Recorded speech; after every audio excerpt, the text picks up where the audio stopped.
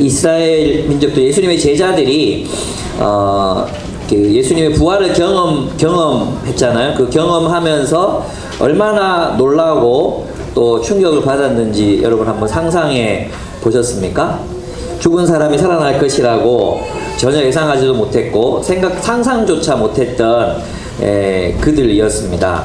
근데 예수님께서 부활하신 거예요.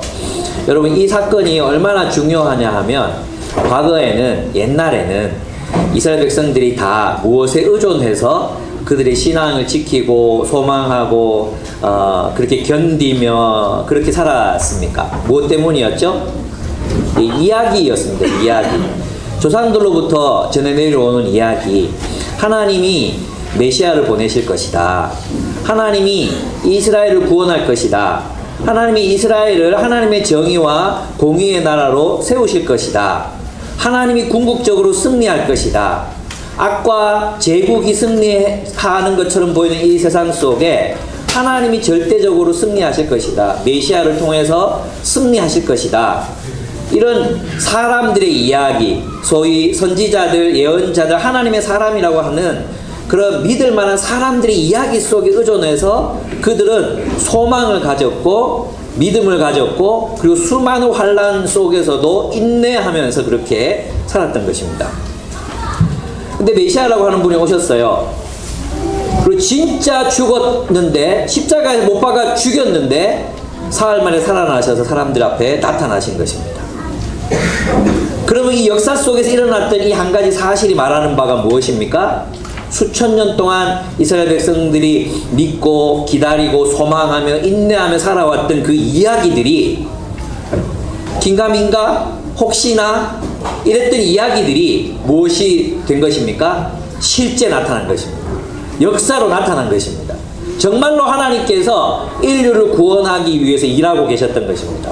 뿐만 아니라 정말로 하나님께서 새롭게 이 온 우주를 창조하시고 그리고 그의 백성들에게 이 온 세계를 선물로 주시겠다는 그 약속이 정말로 일어난 것입니다. 그래서 있잖아요, 우리는 구약 성도들에게 진짜 감사해야 합니다. 우리는 예수 그리스도의 부활을 역사 속에서 탐구해보고 점검해보고 조사해보고 자세하게 조사해보고 예수를 믿을 수 있습니다. 그 약속을 우리의 것으로 받아들일 수 있어요.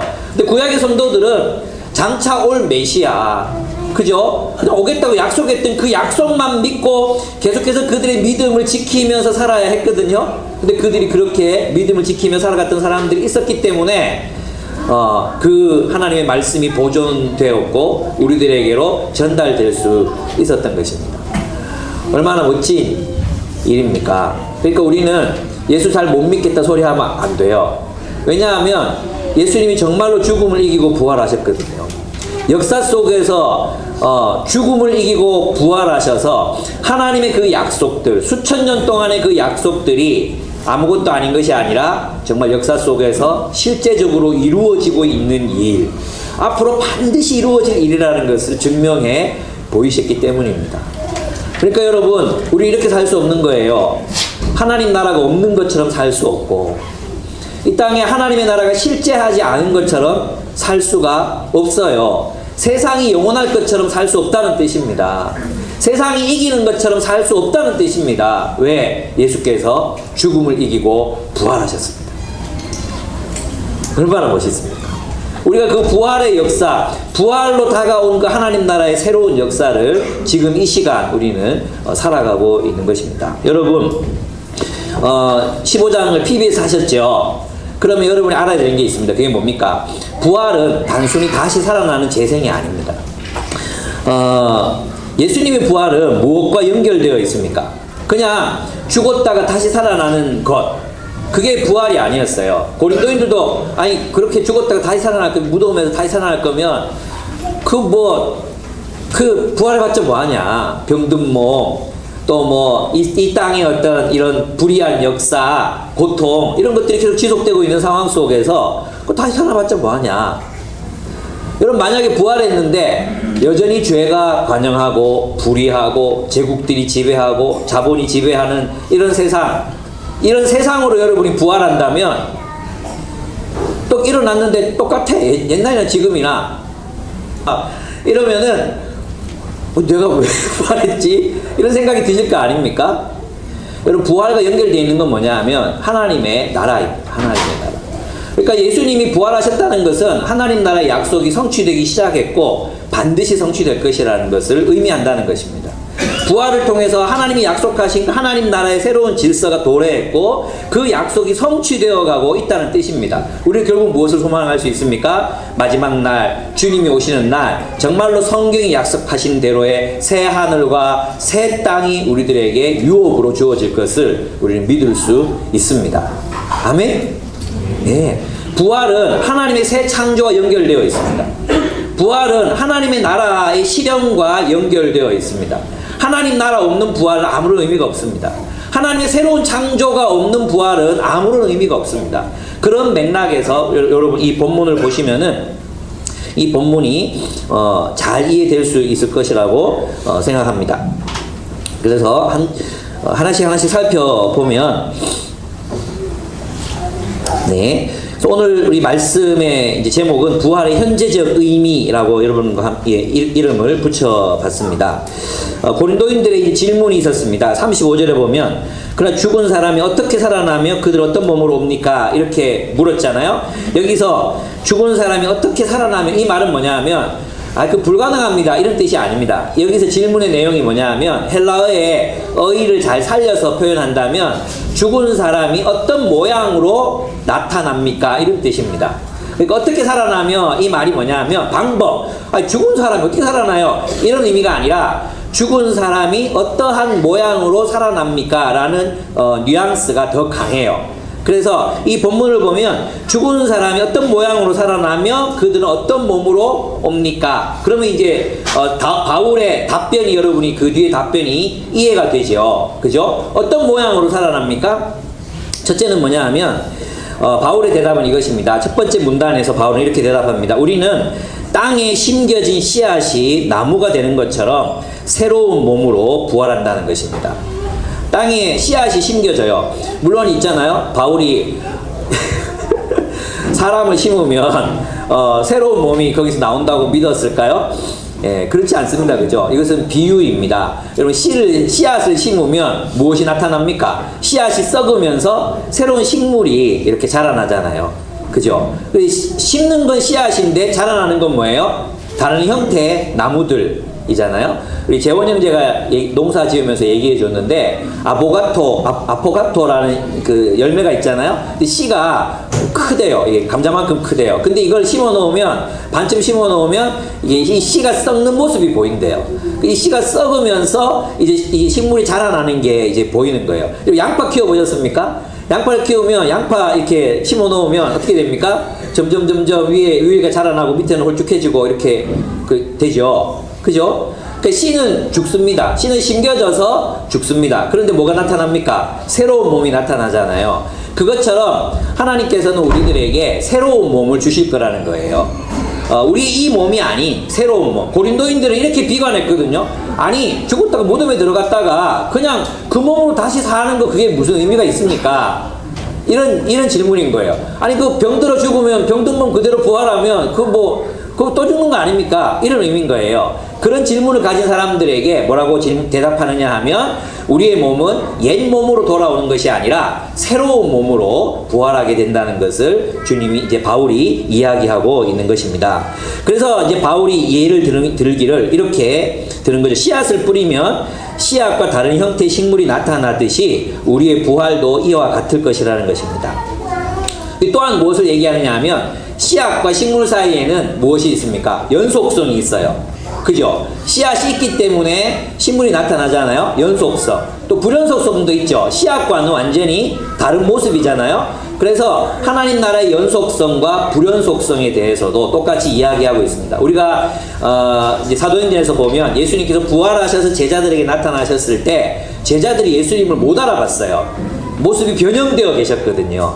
그런데 예수님인 줄 알았어요. 그게 바로 연속성과 불연속성이라는 것입니다. 만약에 저도 그렇거든요. 제가 이제 만약에 부활했는데 여전히 배가 많이 나오고 물만 먹어도 살이 찌는 이런 체질로 부활한다면 하나님 앞에 되게 원망스럽고 하나님 너무 불공평하지 않습니까? 쟤는 왜 식스팩 주고 나는 왜 이렇게 둥근 팩을 주시냐고 이렇게 제가 불만할 수 있을 거 아니에요?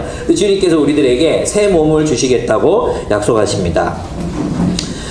우리는 그리고 이제 계속해서 바울이 뭐라고 말하느냐 하면 우리는 썩을 몸 이제 42절부터 보겠습니다. 죽은 사람들의 부활도 이와 같습니다. 썩을 것으로 심는데 썩지 않을 것으로 살아납니다. 비천한 것으로 심는데 영광스러운 것으로 살아납니다. 약한 것으로 심는데 강한 것으로 살아납니다. 이렇게 말합니다. 여러분 여기서 있잖아요. 바울이 뭘 심는다라고 표현하고 있잖아요. 심는다. 이 심는다, 씨를 심는다. 이게 어떤 의미일까요? 비천한 몸, 우리 비천한 몸을 심고 썩을 몸을 심고, 그죠? 또 영원하지 않을 우리의 몸을 심습니다. 그러면 이 심는다는 표현이 어떤 표현일까요? 씨를 심으면 거기에서 새로운 몸이 나타나듯이 우리도 우리의 썩을 몸, 비천한 몸, 영원하지 않을 몸을 심어야, 죽어야, 그죠? 죽어야 어떻게 합니까? 그 연속선상에서 하나님 나라를 위한 몸을 받게 된다는 뜻입니다. 그러면 심는다는 의미를 우리는 어떤 의미로 받아들일 수 있겠습니까? 하나님 나라를 위해서 살아라는 것입니다.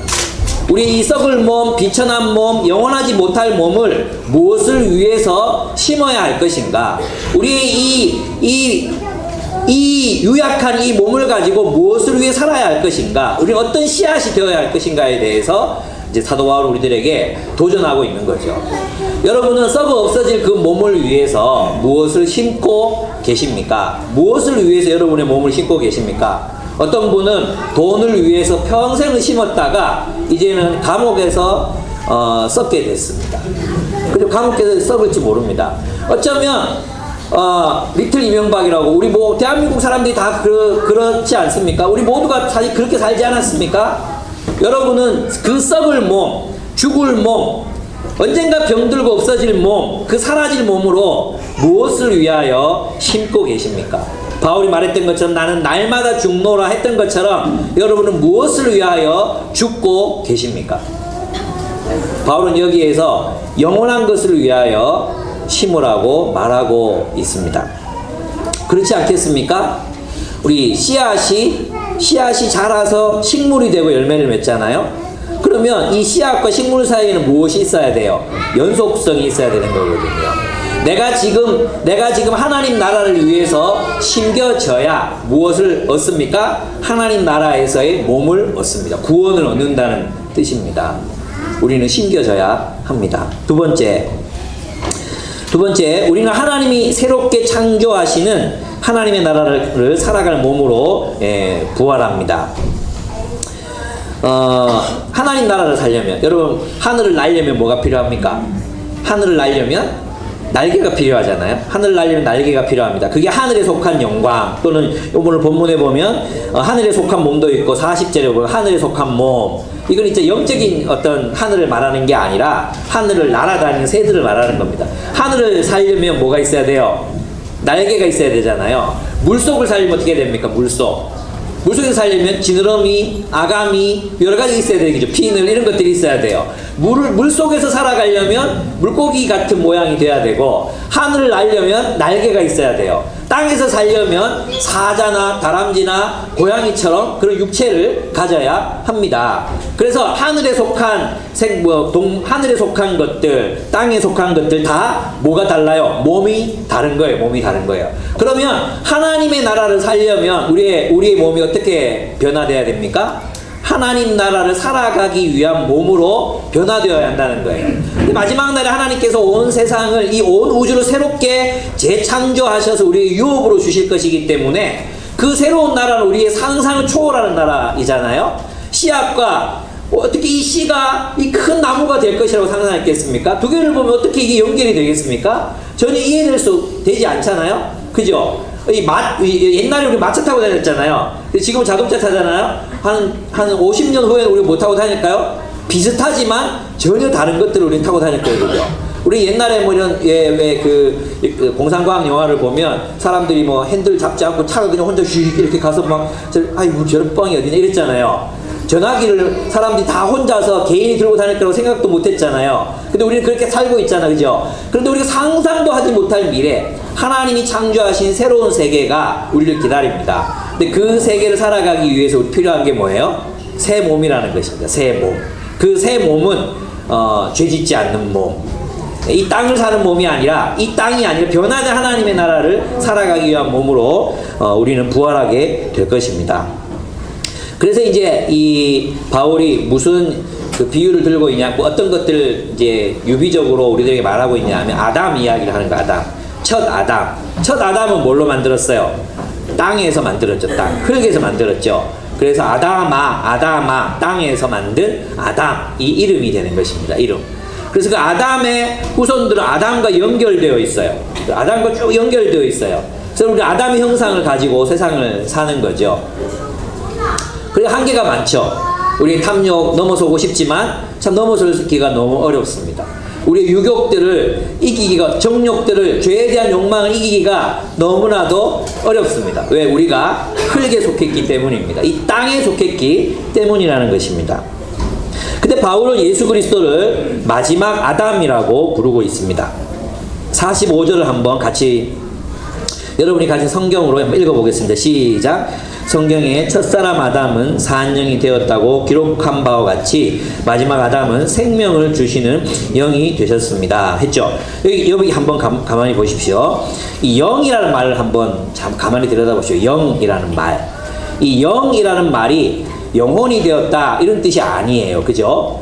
40절을 보시면은 아담이 흙으로 만들어졌잖아요. 근데 산영, 리빙 스피릿이 됐다는, 리빙 스피릿, 살아있는 영이 되었다 이렇게 얘기했어요. 근데 그 영이 뭘 가지고 있습니까? 육체를 가지고 있죠. 그죠? 아담이 그냥 영혼이 아니잖아. 영혼이 아니잖아요. 살아있는 영이 되었다는 뜻은 하나님과 교제하는 그런 인간이 되었다는 뜻입니다. 하나님과 교제하는 인간, 영이라는 그런 뜻입니다.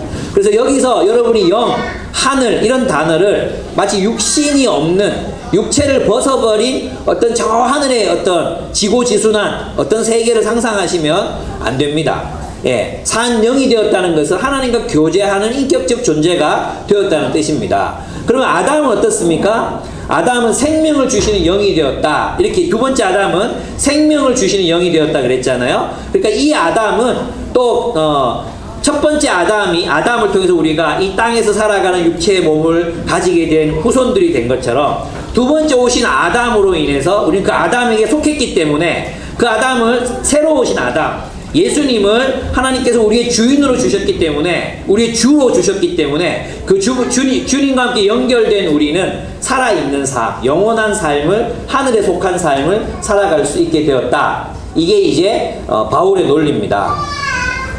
세상 사람들은 아담에게 연결되어 있습니다. 그래서 죄와 사망에 사로잡혀 있습니다. 근데 주님께서 예수 그리스도를 이 땅으로 보내셨습니다. 우리를 위해 죽게 하셨습니다. 우리와 함께 죽게 하셨고 우리와 함께 살게 하셨습니다. 그래서 우리는 주님과 연결되어서 하늘에 속한 삶을 살아가게 되었다는 뜻입니다. 여러분, 이것이 굉장히 중요한 이 바울의 논리입니다.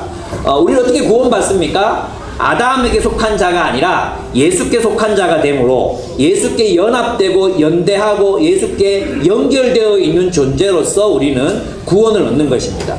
예수께 연결되어 있기 때문에 주님이 죽으실 때 우리도 죽고 그분이 살아나실 때 우리도 살아나는 것입니다. 여러분, 제 아내와 함께 이번 주는 좀 이렇게 한량하게 좀 보내려고 애를 썼거든요. 그래서 한량하게 보냈는데 그 7년의 밤이라는 영화를 봤습니다. 7년의 밤. 이상하게 끌리는 영화들이 있습니다. 이렇게 저건 꼭 봐야 돼 이런 영화들이 있습니다. 근데 제가 그런 으시시한 분위기를 별로 좋아하지 않거든요.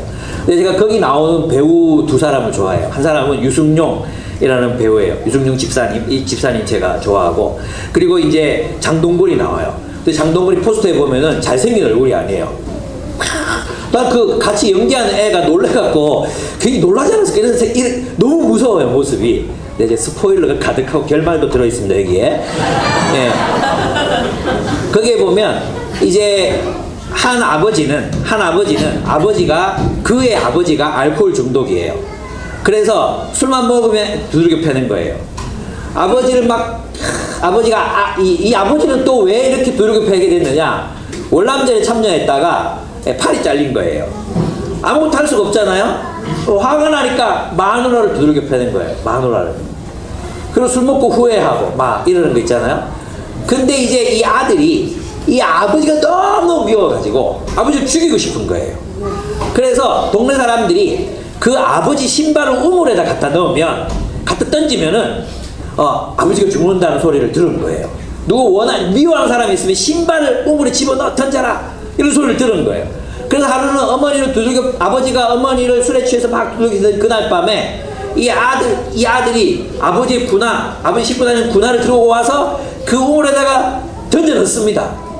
근데 있잖아요, 그 밑에서 소리가 들리는 거예요. 이 아들을 부르는 소리, 이름이 은서야. 이름은 정확히 모르겠어요. 현태야, 아닌데, 은서야. 은서야. 그러면서 이제 막 아버지가 자기를 막 부르는 거예요. 자기는 너무 무서웠대요. 그 우물이 귀신처럼 자기 하는 소리라고 들은 거예요. 근데 하나를 더 집어서 탁 듣는데, 살리도. 진짜 아버지가, 그날 어머니가 이제 그 아버지가 때리고 막 그러는 날 음독 자살을 하셨거든요. 근데 그게 또 죄책감이 들어가지고 우물에 가서 자살을 했는데, 마침 그날 아들이 그 신발을 던진 거예요. 근데 그때 아버지가 그 우물에서, 그 차가운 우물 속에서 죽어가고 있었던 거지. 근데 이 아들이, 유승용이 그 소리를 뒤로 하고 죽으라고 그냥 구하지 않고 도망을 가는다. 근데 평생 그 죄책감, 그 용서받지 못한 그 죄책감이 이 사람을 평생 따라다니는 거예요. 평생을 막 따라다녀. 그래서 제가 이게 다 얘기하면 안 될 것 같아요. 예. 여러분 그 영화를 꼭 보십시오. 근데 있잖아요, 이 사람은 또, 그래. 내가 지금 말을 하고 싶은 건, 또 얘기해야 되겠다. 또 한 사람이 있어요. 또 한 사람 어떤 사람이냐면, 이 장동건인데, 얘는 왜 이렇게 나빠졌는지 모르겠어. 하여튼 그 세령 땅이라는 그 땅을 절반 이상 가지고 있고 치과 의사고 돈도 많이 벌고 권력도 있어요. 근데 폭력적이야. 그 진짜 무서워요. 근데 이제 아내가 너무 무서워서 도망을 갔어요. 딸을 못 데리고 간 거예요. 딸을 못 데리고 도망을 갔는데, 이제 이 딸을 어떻게든 엄마가 구해내야 될 거 아니에요. 딸이 엄마랑 통화하는 걸 절대 통화를 못하게 해. 근데 이제 이 딸이 모르게 통화하다가 걸린 거예요. 막 전화벨 소리 울리니까 찾아내서 엄마지 이래가지고 통화하지 말라 그랬으니까 이제 벌을 줘요. 벌을 주는데 진짜 성경적인 영화예요. 자기 허리띠를 풀어가지고 12살 된 아이를 막 두들겨 패는 거예요. 무섭잖아요. 그리고 또 전화가 왔어요. 그러면 이 전화기를 뺏기면 추적해서 엄마가 어디 있는지 알게 되니까 딸이 엄마를 보호하기 위해서 전화기 들고 산으로 튀어요. 막 뛰다가 아버지가 막 잡으러, 악마 같다, 악마. 막 잡으러 오는데 반드시 대가를 지불해야 돼. 그 정말 율법이지, 율법. 반드시 네가 잘못한 것은 대가를 지불해야 돼. 알고 있지? 그런 거야. 그런데 이 아이가 너무 무서워서 막 도망가다가 도로로 뛰어들었는데 차가 빵 박아서 그만 그 자리에서 쓰러졌어. 죽은 거죠. 근데 이 차를 들이박은 사람이 누구냐면 유승용이에요. 들이박았어. 그래서 너무 놀래가지고 나가가지고 이렇게 아이를 보니까 아이가 전화벨이 갑자기 울리더니 애가 눈을 떠. 엄마 눈을 떠. 그러더니 뭐라고 말했냐면 아빠 잘못했어요 라고 얘기하는 거예요. 그건 아빠 잘못했어요. 아빠 잘못했어요. 근데 유승용은 어떤 게 있냐 하면 그 마음속에 아버지를 살리지 못했다. 죽였다는 죄책감이 있잖아요. 그래 평생 동안 꿈을 꾸면서 몽유병처럼 아빠 잘못했어요. 아빠 잘못했어요. 이 평생 동안 따라다니는 죄책감인 거야. 죄책감. 그래서 그 대사에 보면은 나는 배를 끄고 싶었어. 배를 끄고 싶었어. 근데 배를 끈 게 아니라 아이의 입을 막고 있었던 거죠. 그래서 애가 살았는데 이 사람 때문에 죽어요. 그래서 이 아이를 어떻게 하겠어요? 그 아이를 들고 가서 이제 그 댐에다가 던져놨거든요. 그리고 이제 이 장동건이 그 죽인 사람을 찾겠다고 찾아가지고는 그렇게 막 이제 복수를 감행하기 시작합니다. 끝까지 갑니다. 끝까지. 자기 아들을, 그 유승용 아들을 그 댐 한복판에 묶어놓고 계속 강물이 차오르면 죽잖아요. 그걸 보고 죽게 하고, 보고 니도 내 고통 당해봐라. 그렇게 보복을 감행합니다. 제가 왜 관련도 없어 보이는 이런 얘기를 하는지 아십니까? 여기까지. 나머지 영화를 보십시오.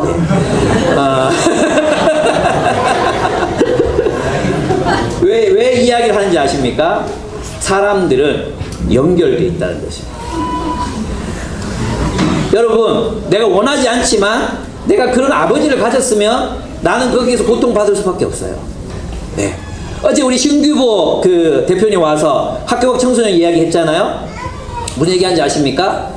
가해자 피해자 자기 따로 나누지 않는데요. 저는 그 얘기가 굉장히 인상 깊었어요. 왜 가해자와, 우리는 가해자를 혹독하게 처벌해야 된다, 20년 때려라, 뭐 어른들하고 똑같이 처벌해야 된다고 얘기하잖아요. 근데 이분이 가해자와 피해자를 따로 나누지 않는데요. 왜 그러냐고 말하느냐 하면, 나중에 가해를 하는 청소년을 살펴보면 과거에 피해자였던 거예요. 과거의 피해자가 또 누군가를 자기가 당한 방식 그대로 가해하고 있는 거예요. 근데 이 아이들, 가해하는 아이들 대부분 85% 이상이 조성가정, 결손가정, 그리고 학대받는 가정, 그런 가정에서 자라나는 아이들이라는 거예요. 아담 이후로부터 죄와 폭력, 인간의 탐욕과 폭력으로 연결되어 있는 이 인간 공동체를 어떤 방식으로 이 연대를 깨뜨리고, 이 연대 속에 들어있는, 이 연결 속에 들어있는 이 사람들을 누가 어떤 방식으로 구원해낼 수 있겠습니까? 어떻게 해요? 예, 새로운 인류가 출현해야 되는 것입니다. 예수님께서, 그리스도께서 오셔서 하늘에 속한 자, 땅에 속한, 땅의 이 탐욕과 폭력의 질서가 아닌 하늘에 속한 분이 오셔서 그분이 이제 우리를 연결하셔야 합니다. 새로운 연결. 예수가 그리스도, 아담이 우리의 조상이 아니라 예수 그리스도를 아버지로, 예수 그리스도를 우리 주님으로 모시고 그분과 함께 연결된, 그래서 죄와 사망의 고리를 끊어버리고 사랑과 용서 그리고 정의를 실현할 수 있는 공동체가 세상으로 출현해야 하는 것입니다. 주님께서 하늘에서 오셔서 우리를 하늘에 속한 자로 만드셨습니다. 그것은 무슨 뜻이냐 하면 이 세상과의 연결고리를 이제는 끊어버리라는 것입니다. 아담과의 연결고리를 끊어버리고 새 아담이 되신 예수 그리스도와 연결되어서 그분과 연대해서 이 세상 속에 사랑의 공동체, 특히 용서를 통해, 여러분, 악마는요 복수 속에 거예요. 복수 속에. 저는 그 영화를 보면서 또 한 번 확인했어요. 악마는 복수 속에서 자라요. 증오 속에서 자라요. 여러분, 시리아, 또 르완다, 또 수많은 지금 더 벌어지고 있는 수많은 그런 전쟁과 학대의 상황 속에 무엇이 그 악마들, 사람들을 학살하고 죽이고 노예로 팔고 강간하는 그런 악마들이 기생하면 자라는지 아십니까? 복수입니다. 복수. 근데 복수는 오직 어떻게 해야만 해결할 수 있습니까? 용서해야만 해결할 수 있습니다. 복수에 또 복수하잖아요. 그 사람이 또 보복해요. 그러면 이 복수를 통해서 악마는 점점 더 크게 자라게 됩니다. 점점 더 힘을 얻게 됩니다. 그리고 그 악마가 활동하는 곳을 우리는 뭐라고 말합니까? 지옥이라고 말합니다. 용서가 없는 곳에 지옥이 있습니다. 여러분 자신의 마음을 용서하지 못하잖아요. 여러분 과거를 용서하지 못하잖아요. 그럼 아까 제가 말씀드린 유순용처럼 여러분의 마음은 지옥이 됩니다. 여러분이 하나님, 예수 그리스도의 십자가의 보혈을 의지해서 스스로를 용서하지 못하면 어떻게 된다고요? 여러분의 마음은 지옥이 됩니다. 우리들의 관계 속에서 누군가를 용서하지 못하잖아요. 그리고 지옥으로 가득하게 되면요, 우리 공동체가 뭐가 됩니까? 지옥이 됩니다. 그래서 주님께서 십자가에 오셔서, 십자가에 달리셔서 죽으신 것입니다. 뭘 끊으려고요? 용서하시려고요. 증오와 보복의 고리를 끊어버리시려고. 예수님 주변으로부터 예수 그리스도의 12 제자들의 용서의 복음을 실천하기 시작합니다. 그들에게서 배웠던 수많은 성도들, 빌레몬, 오네시모, 할 것 없이 서로를 용서하기 시작합니다. 그리고 서로에게 자비를 베풀고 사랑하기 시작합니다. 새로운 공동체가 세상 속으로 출현하는 것입니다. 하늘에 속한 자들이 세상 속으로 출현하게 되는 것입니다. 그래서 여기까지 왔습니다. 여기까지.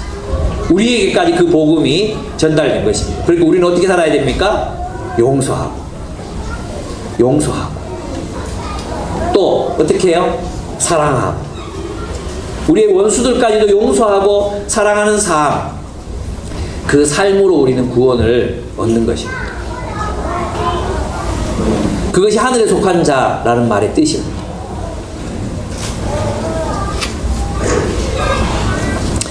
있잖아요. 원래 이 본문을 보면 있잖아요. 그분의 형상을 입을 것이라 이렇게 되어 있죠.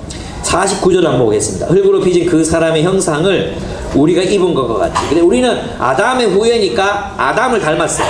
그죠? 아담이 하는 짓을 똑같이 하는 거예요. 아담이 하는 짓을. 그죠? 보복하고 책임 전가하고. 우리 애들 키워보면 안 가르쳐줘도요, 엄마 그 동생 잘못이 아니에요, 제가 잘못했어요 하는 놈 한 놈도 없어요. 동생 대신 저를 벌하세요 한 놈도 없어요. 엄마 그거 내가 할게요 이런 놈 한 놈도 없어요. 형님이 그랬거든요. 형가 그랬거든요. 동생이 그랬거든요. 하여튼 막 어떻게 우리 핑계대잖아요. 누가 선악과 따먹으라 그랬어? 당신이 주신 저 여자가 나보고 뭐라 했는데요. 야 니는 누가 뭐라 그랬어? 저 뱀새끼가 나보고 뭐라 그러던데요. 이러면서 우리는 우리의 책임을 계속해서 전가하고 다른 사람을 지배하려 하고 보복하려 하고 또 그 복수의 화신이 되는 건 정의라고 생각하고 또 복수의 화신이 되고 폭탄을 짊어지고 수많은 무고한 사람들을 죽이고 이런 일들이 세상 속에서 계속해서 반복되어 일어나니까 세상이 뭐가 됩니까? 지옥이 되는 거 아닙니까? 주님이 십자가에서 끊으신 것은 바로 그 연결고리였습니다. 그 죄의 연결고리, 사망의 연결고리, 죽음의 세력, 그것을 끊으시고 우리를 하늘에 속한 자로 하늘에 앉히셨습니다. 그러니까 우리는 뭘 해야 합니까? 우리는 용서하는 자가 되어야 합니다. 부활의 의미는 용서입니다. 우리가 죽음을 이기고 다시 살아났다는 것은 우리 이기심과 복수심, 증오, 그것을 이기고 이제는 용서하는 자로 산다는 것을 의미합니다. 용서하지 못하잖아요. 여러분 무슨 죄를 짓든지 무슨 음란한 죄를 지었고 무슨 극악무도한 죄를 지었고 아버지를 우물에 빠뜨려 죽였고 어떤 일이든지 간에 주 예수 그리스도의 십자가의 보혈 앞에서 용서받지 못한다면 우리는 지옥을 살 수밖에 없습니다. 한 사람은 자기를 용서하지 못했고 한 사람은 타인을 용서하지 못했어요. 결국 그 모두가 함께 힘을 합해서 세상을 지옥으로 만들어갑니다. 7년의 밤.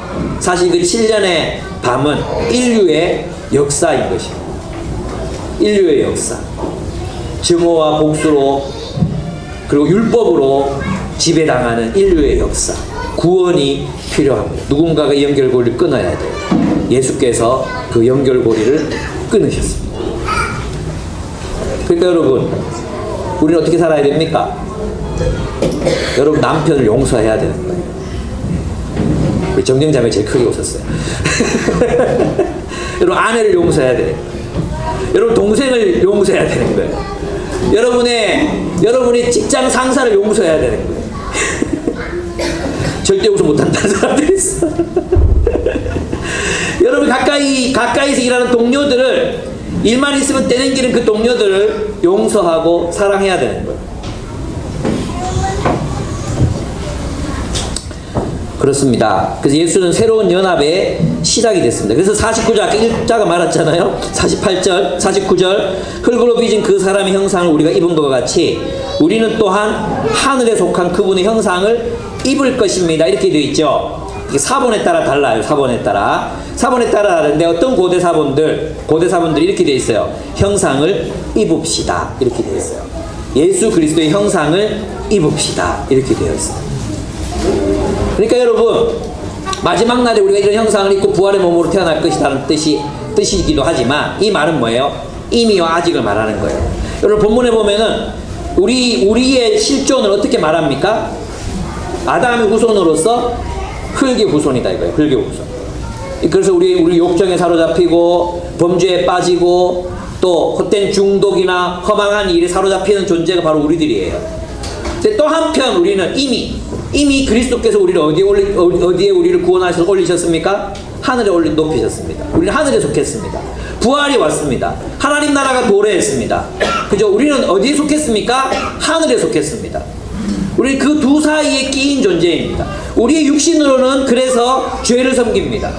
또 세상의 사망을 섬깁니다. 그럼 우리 영으로는, 우리 새롭게 거듭난 우리 인격으로는 하나님의 나라를 섬깁니다. 근데 그 그리스도의 형상을 입읍시다, 이 이야기는 무엇입니까? 이제 땅의 세력, 아담의 그 혈과 육, 그것을 이기고 하나님의 예수 그리스도의 형상을 입읍시다. 아담의 형상이 무엇입니까? 스스로 하나님이 되어서 남을 지배하고자 하고 보복하고 죽이고 살인하는 그 아담의 형상을 벗어버리고 그리스도의 형상을 입읍시다. 그리스도의 형상. 제일 먼저 여러분 그리스도의 형상을 떠올리면 무엇이 기억나십니까? 십자가에 달리신 그리스도의 형상입니다. 십자가에 달리신 그리스도. 그분이 왜 십자가를 지셨습니까? 용서하라고 십자가를 지셨습니다. 우리를 용서하시려고 십자가를 지셨습니다. 우리가 그리스도의 형상을 입는다면 우리 안에 우리가 입어야 될 가장 첫 번째 형상이 무엇인지 아십니까? 용서입니다. 용서. 용서하는 것입니다. 그것이 십자가를 지는 예수 그리스도의 형상을 입는 것입니다. 그리스도의 형상을 입는 것이 무엇이겠습니까? 사랑을 입는 것입니다. 내 원수까지도 사랑하는 그 사랑을 입는 삶, 그것이 그리스도의 형상을 입는 것입니다. 그리스도의 형상이 무엇입니까? 진리입니다. 하나님의 진리를 따라 하나님의 정의와 하나님의 공의를 살아가는 사람들이어야 한다는 거예요. 그리스도로 옷 입어라. 그리스도께서 사신 것처럼 사는 것을 의미합니다. 마지막으로 우리는 영원한 나라를 살아갈 몸으로 부활합니다. 첫 번째부터 한번 정리해보면 우리는 땅에 심겨진 씨앗이 식물이 되는 것처럼 새로운 몸으로 부활한다. 바울의 논리죠. 두 번째 논리는 무엇이었습니까? 하나님이 새롭게 창조하시는 하나님의 나라, 그 새 창조의 세계를 살아갈 몸으로 우리를 부활케 한다 그랬어요. 그죠? 세 번째는 뭐냐 하면 우리 죽을 몸이잖아요. 우리 죽고 썩어질 몸인데 영원히 살아갈 몸으로 우리를 부활케 하십니다. 왜 그런지 아십니까? 주님이 새롭게 창조하시는 세계는 이제는 영원히 존재할 세계이기 때문입니다. 그것은 썩고 문드러지고 부패할 세계가 아니라 영원히 존재하는 세계이기 때문에 그 영혼을 받기 위해서는 혈과 육으로 된 우리 육체로는 안 되고 새로운 몸을 입어야 된다는 거예요. 영혼을 살아가기 위한 몸을 입어야 한다는 것입니다. 근데 예수님께서 그 몸을 입으시고 부활하셨던 것입니다. 여러분 아까 임의와 아직 또 연속성과 불연속성을 얘기했잖아요. 우리는 무덤에서 예수님이 시신이 없어졌어요. 근데 그 시신 그대로 부활했다고 생각해요. 그렇지 않습니다. 예수님은 그 시신을 재료로 해서 그 시신의 어떤 물리적인 그런 재료들을 그것을 기본적인 재료로 해서 하나님은 그를 새로운 형태로 부활케 하셨습니다. 그래서 있잖아요. 엠마오로 가던 두 제자와 대화를 나누시다가 어떻게 하셨습니까? 호련히 사라지셨습니다. 제자들이 이후에 어떻게 할꼬 그러면서 모든 문을 다 닫고 회의하고 있었거든요.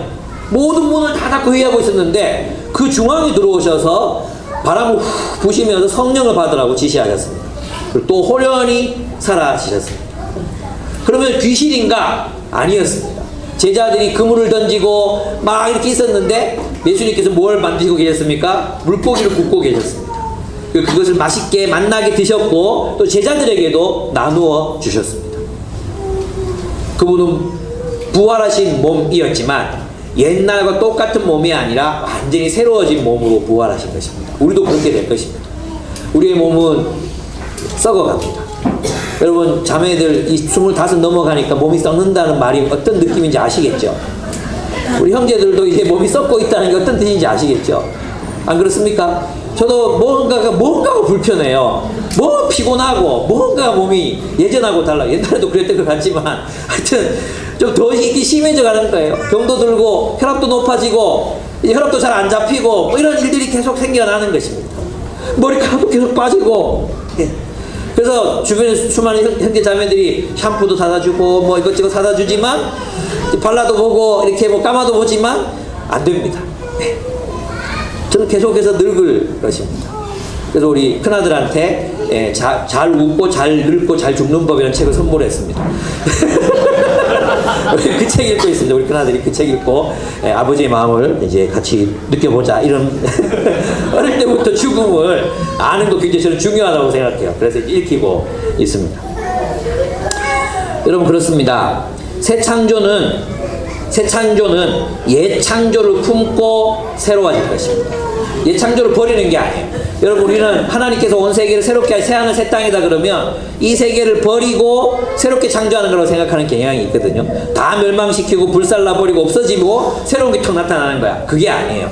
옛 창조도 하나님이 창조하신 거잖아요. 그래서 그 옛 창조 안에 하나님 뜻이 있어요. 그 옛 창조를 품고 새 창조가 그 옛 창조를 돕는 거예요. 옛 창조가 없어지는 게 아니에요. 우리 여전히 그곳에서도 먹고 마시고 수다 떨고 영화를 만들고 공부하고 로켓을 쏘고 어쩌면 행성들을 탐험하고 또 공룡 목에 타고 다니면서 참 세상을 누리며 즐길지 몰라요. 그곳에서도 우리는 푸딩을 만들고 그곳에서도 우리는 달콤한 도넛을 만들고 해도 많이 먹어도 혈당이 오르지 않는 그런 맛있는 세상, 여전히 행복한 세상, 여전히 우리가 꿈꾸던 그 정의로운 세계를 우리는 하나님께 선물로 받게 될 것입니다. 옛 창조를 품어요. 옛 창조를 버리는 게, 예수님의 몸이 무덤에 신체가 없었잖아요. 무덤, 여러분 이렇게 할 수도 있어요. 그냥 무덤에 예신신 놔두고 완전히 새로운 몸으로 예수님을 부활케 하실 수도 있잖아요. 하나님께서 그렇게 하시지 않으셨어요. 그 시신을 부활시키시거든요. 그러나 다른 몸으로 부활시키시거든요. 그것이 우리가 앞으로 겪게 될 부활이에요. 우리 영원한 몸, 영원히 사는 몸으로 부활하게 될 것입니다. 그러니까 여러분, 종말은 새로운 시작입니다. 어쩌면 이 종말은 하나님의 모든 계획이 완성되는 날입니다. 그 완성되는 날은 우리 인류에게는 안식일처럼 정말로 하나님이 우리에게 주시는 기업, 그 기업이 뭐냐 하면 잘 먹고 잘 사는 게 아니라 정말 하나님이 놀랍게 창조하시는 그 세계를 우리에게 선물로 주실 것이고, 그 세계는 죄가 없는 곳, 부패함이 없는 곳, 비천함과 비굴함이 없는 그런 곳이 될 것입니다. 모두 예수님을 닮은 존재들이 서로를 뜨겁게 사랑하며 살아가는 곳, 서로가 서로의 종이 되는 곳, 서로가 가장 아름다운 모습으로 서로를 섬기면서 살아가는 그 장소, 그곳이 바로 이 땅, 변화된 이 땅이 될 것입니다. 그러니까 어떻게 살아야 합니까? 네, 58절을 한번 같이 읽어보겠습니다. 58절 같이 읽겠습니다. 시작. 그러므로 나의 사랑하는 형제 자매 여러분, 굳게 서서 흔들리지 말고 주님의 일을 더욱 많이 하십시오. 여러분이 아는 대로 여러분의 수고가 주님 안에서 헛되지 않을 것입니다. 아멘. 왜 이렇게 얘기하는지 아시겠죠? 여러분, 아까 씨앗을 심어야 뭐가 됩니까? 나무가 되잖아요. 그죠? 그러면 우리의 몸으로, 우리 이 비천한 몸, 썩을 몸으로 무엇을 위해 심어야 돼? 하나님 나라를 위해서 심어야 돼. 그게 주님의 일을 힘쓰라는 뜻이겠죠. 우리 주님의 형상 뭐 하라 그랬어요? 입으라 그랬잖아요. 주님의 형상을 입도록 노력해야 돼. 애써야 돼. 그죠? 우리의 모든 이 삶과 인격, 그리스도의 사랑과 진리, 그리고 용서가 지배하도록 우리는 그리스도의 형상을 입도록 입읍시다. 노력해야 돼. 또 우리는 영원한 가치, 영원한 목적을 위해서 지금부터 살고 있어야 돼요. 왜? 새 하늘, 새 땅이 이미 그리스도의 부활로 시작되었기 때문이라는 것입니다. 그 마지막 날에 새로 시작하는 게 아니라 지금 여기에서 우리는 하나의 씨앗으로서 우리 자신을 심고, 또 이 땅이 이미 하나님의 나라가 도래한 것처럼 하늘의 질서를 살아내고, 그 영원한 가치, 그 영혼이 우리에게 이미 우리 안에 존재하고 있기 때문에 그 영혼을 지금 여기에서부터 살고 있어야 된다는 것입니다. 그게 뭡니까? 주님의 일을 힘쓰라는 것입니다. 주님의 일이 무엇입니까? 여러분, 예수님께서 세상에 오셔서 하신 일이 무엇입니까? 세 가지로 정리할 수 있습니다. 간단하게 첫째, 복음을 전파하는 일이었습니다. 주님의 일, 그럼 제일 먼저 기억나는 게 뭐예요? 하나님 나라 복음, 천국 복음을 온 세상에 전파하신 것이었습니다. 여러분, 이 복음을 전파해야 됩니다. 근데 여러분, 복음을 전파하라 이러니까 막 부담감이 막 생기죠? 여러분, 복음 전파가 여러분의 라이프 스타일이 되어야 합니다. 그냥 막 예수 천당 불신지요 이렇게 외치고 다니라는 뜻이 아닙니다. 저는 이제 앞에 계셔서 좀 죄송한데, 우리 공미영 집사님하고 장지한 집사님 보면 항상 이 복음 전도가 몸에 배었어요. 이번에도 이 부활절에 뭐 만든지 아십니까? 수세미, 설거지는 수세미 잘 만드시잖아요? 이번에는 뿅아리 모양의 수세미를 만드셨어요. 뿅아리 모양. 그리고 안에 이렇게 공간이 있어. 여기에 달걀이 들어갈 수 있어요. 달걀 하나 넣어가지고 꼬매는 거예요. 백화점에서 근무하시잖아요? 근데 백화점에 이렇게 들고 다니면서 이제 막 들고 다니면 사람들이 그거 뭔데 물어본대요. 이거 부활절 계란이야. 부활절이 뭐냐고 질문을 유도하는 거죠. 부활절이 뭐냐고. 그럼 그때 질문했으니까 부활에 대해서 설명하는 것입니다. 여러분, 우리가 직접적으로 누구 뭐 부장님 앞에 놔놓고 부장 예수 믿는 지옥 가요 뭐 이렇게 얘기할 수 없잖아요. 당신 그렇게 살면 지옥 가 이렇게 얘기할 수 없잖아요. 질문을 불러일으켜요. 질문. 여러분, 어떤 형태로든 질문하게 할 수 있습니다. 그죠? 뭐 좋은 음악을 이 사람 교회 다니는 거 아냐고 물어볼 수도 있고, 그 사람 마음에 의혹을 질문을 불러일으킬 수 있습니다. 우리 그런 방법 계속해서 이 사람들이 어떻게 질문하게 할까를 고민하다 보면 답이 나옵니다. 질문할까? 여러분, 그 내일 가서 구운 계란 선물하세요. 구운 계란. 그리고 그 계란에다가 부활 이렇게 적어가지고 선물하세요. 그럼 사람들이 물을 거예요. 부활이 뭐냐고. 아, 저는 부활을 믿습니다. 세상에 별 미친놈 다 얘기할 거 아니에요. 저 미치지 않았습니다. 예수님 정말 부활하셨습니다. 말씀을 드릴까요? 역사적 증거가 있습니다. 얘기할 수 있잖아요. 그죠? 얘기 못합니까? 깨어진 세상 희망의 복음 읽으세요. 읽으시면 한 챕터 읽으면 됩니다. 그죠? 읽고 정리해서 얘기하십시오. 아니면 책을 전해주십시오. 예. 그렇죠. 한 사람이 10권씩 사세요. 10권씩 사서 주변에 있는 사람 10사람에게 선물하는 것입니다. 이러면서 내가 장사하고 있다 지금. 복음을 전파하는 일, 주님의 일이었습니다. 두 번째, 정의를 실현하는 일이었습니다. 이것은 하나님의 통치를 실현하는 일입니다. 정의를 실현하는 일. 이것은 우리의 사역입니다. 우리는 있잖아요. 복음 전하는 일은 주님의 일이고, 정의를 실현하는 일은 마치 우리 일이라고 생각해. 아니에요. 정의를 실현하는 일, 이것은 하나님의 일입니다. 그러니까 여러분, 세상에 나가 정의를 실현해야 합니다. 여러분이 속한 그 공동체, 직장, 그 속에서 그 상황이 개선될 수 있도록 애쓰고 노력해야 합니다. 리더십을 발휘하고 사람들을 모으고 연대하고, 그렇게 해서 조금이라도 그 상황들이 나아질 수 있도록 노력하는 사람들이 그리스도인이어야 합니다. 이 정의를 실현하는 일은 또한 내가 속한 공동체를 바르게 인도하는 것도 있지만, 또 하나는 뭔지 아십니까? 이 세상에 가포 눈눌, 가난한 자, 포로된 자, 눈먼 자, 눌린 자, 그들을 위해서 살아가는 삶, 그 자체가 정의를 실현하는 일입니다. 여러분, 많이 있잖아요. IBF 학사들이 있어요. IBF 학사들이 있잖아요. 근데 정말 정의를 위해서 얼마나 많은 이야기를 하고, 또 무슨 뭐 석 달, 넉 달, 6달 동안 학교도 하고, 수많은 단체 대표들 불러가지고 강의도 듣고 하잖아요. 근데 놀라운 일이 있습니다. 뭐냐 하면 정의를 위해 사는 사람이 별로 없습니다. 정말 이 세상에 가난한 자, 포로된 자, 눈먼 자, 눌린 자를 위해서 자신의 삶에 시간을 들이는 사람이 별로 없어요. 우리 대학부에 지혜리 간사님 계시죠? 지혜리 간사님. 이 지혜리 간사님이 산돌 학교를 했거든요. 이 산돌 학교, IBF 대한대학인데, 이 산돌 학교를 했는데 1년인가 거기서 이제 수많은 사람 강의도 듣고 PBS도 하고 이렇게 하는 거예요. 그러면 진짜 똑똑해져요, 애들이. 정말 막 무장이 되거든요. 근데 이제 졸업하고 나서, 그 학교를 졸업하고 나서 이제 몇 년이 흘렀어요. 그러면 이제 홈커밍 데이가 있잖아요. 그럼 홈커밍 데이 가요. 가서 얘기하면 많은 아이들의 생각들이 이제 굉장히 진보적이 돼 있는 거예요. 그래서 어떤 친구들은 뭐 동성애 그거 꼭 뭐 그렇게 볼 필요 없다, 이런 식의 어떤 이야기들 뿐만 아니라, 또 여러 완전히 뭐 극단적인 페미니스트, 저는 페미니스트예요. 바울이 페미니스트였으니까. 근데 극단적인 거 있잖아요. 극단적인 거, 예, 뭐 그렇게 간다든지, 뭐 통일 문제 하면서 또 막 극단적으로 간다든지, 뭐 이런 거 있잖아요. 그런 여러 형태의 사람들이 나타나. 근데 이제 해리가 자기 순서가 돼 자기 이야기를 하는 거예요. 뭐라고 얘기하느냐 하면, 나는 이런 목적을 가지고 이 땅에 가난한 청소년, 부모 없는 청소년, 아버지 없는 청소년들 돌보려고 시간을 내고 만나고 있다. 그 아이가 친언니처럼 자기를 따르고 있다는 얘기를 하면 애들이 숙연해져요. 왜냐하면 말만 하지 사는 사람이 없는 거예요. 심지어 동성애 그런 문제 막 얘기하면 동성애들 위해, 동성애 그 권리를 위해서 뭔가 싸워야 될 거 아니에요. 싸우지 않거든요. 말만 해요, 말만. 그리고 자기 똑똑한 거죠. 여성 인권, 페미니즘, 뭐 그거 중요하다고 말했으면 여성들 위해서 살아야 될 거 아니에요. 학대받는 여성들 위해서 살아야 될 거 아니에요. 사는 사람이 없는 거예요. 말만 하지. 여러분, 지금 오늘날 우리 이 사회 현실에 제일 불쌍한 사람이 누군지 아십니까? 아버지 없고 엄마 없는 애들이에요.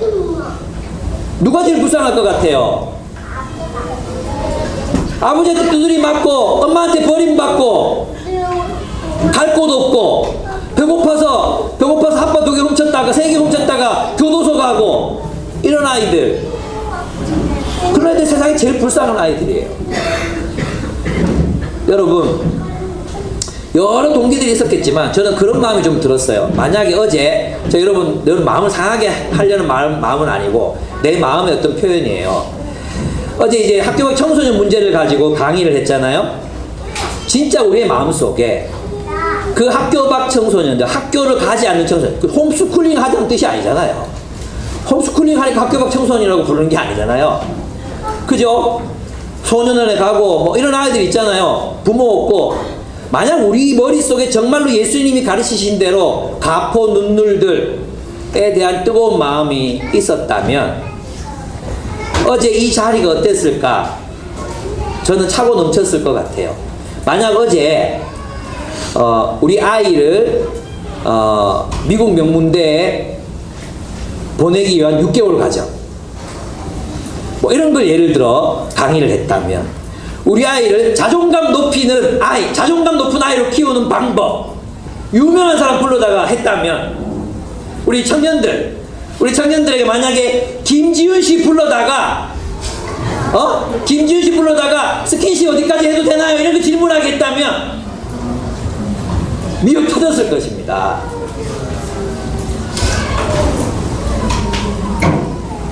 여러분, 우리 마음속에 정말로 이 세상의 가포 눈물들에 대한 사랑이 있는가? 우리 아이들은 내가 좀 두드리 패고 좀 심한 소리도 하고 그러지만 우리 보호 아래 있잖아요. 그래도 뭐 막 학대하고 막 유기하고 그러지 않잖아요.